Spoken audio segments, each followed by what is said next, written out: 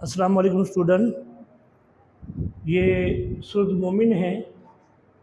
जैसे मैं हर वीडियो में ये आपको बताता हूँ कि आपने सबसे पहले किसी भी सूरत का तारफ़ नहीं छोड़ना, और दूसरे नंबर पर आपने मशकी सवालात भी छोड़ने। ये 2-3 सवाल होते हैं, और फिर इसके अलावा वो जिन सूरतों में आयत आती हैं वो आयतें जो मश्क वाली आयतें वो याद करनी है। मतन वाली बेशक ना याद करें आप। अगर मतन वाली याद करनी है तो फिर सारी याद करना। इसके अलावा जो है आपने मारूज़ी नहीं छोड़नी, और शॉर्ट के अंदर जो ऐड होती है वो भी आपने नहीं छोड़नी है। तो प्यारे बच्चों, आपने ये चीज़ें बहुत अच्छी तरह जहन में रखनी है और याद करनी है।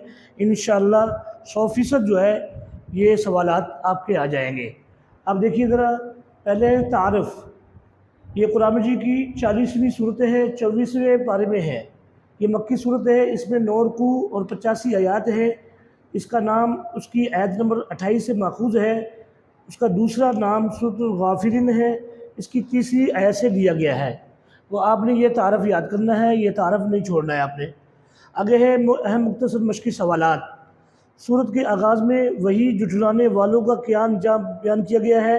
ये सवाल आपने लाजमी याद करना है। ये सवाल बहुत अहम है, ये सवाल छोड़ना नहीं है आप लोगों ने।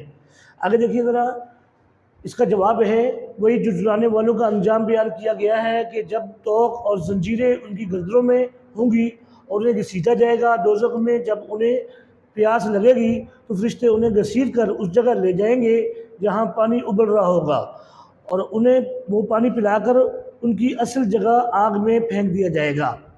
तो प्यारे बच्चों, ये जो सवाल है, ये जवाब आपने अच्छी तरह याद करना है। यहाँ पर जो है क़यामत का तज़किरा बयान किया गया है गुनाहगारों के लिए। तो जब उनके गले में तोक होंगे, जंजीरें होंगी, वो लोग जो उस वक्त कहेंगे या अल्लाह हमें प्यास लगी है, पानी मांगेंगे, तो उनको फरिश्ते पानी देंगे उबलता हुआ, जो उनकी गर्दनों से, गलों से निकल आएगा। यानी इस किस्म का मंजर होगा। अगरचे वीडियो लंबी होने का ख़तरा ना होता तो मैं आपको एक तफसील इसकी पूरी बयान करता, लेकिन इतनी सी तफसील आप याद रखें जितनी कि बोर्ड के अंदर मौजूद है या किताब के अंदर है, तो वो भी काफ़ी है। आगे देखिए, सवाल नंबर 3 सवाल है, साबका अक़वाम की हलाकत से हमें क्या सबक मिलता है। तो जवाब आएगा, कुरान मजीद में साबका अक़वाम की हलाकत से हमें सबक मिलता है कि अल्लाह और उसके रसूल सल्लल्लाहु अलैहि वसल्लम की हुक्म की खिलाफ वर्जी नहीं करनी चाहिए। यानी अल्लाह उसके रसूल का हुक्म मानना चाहिए।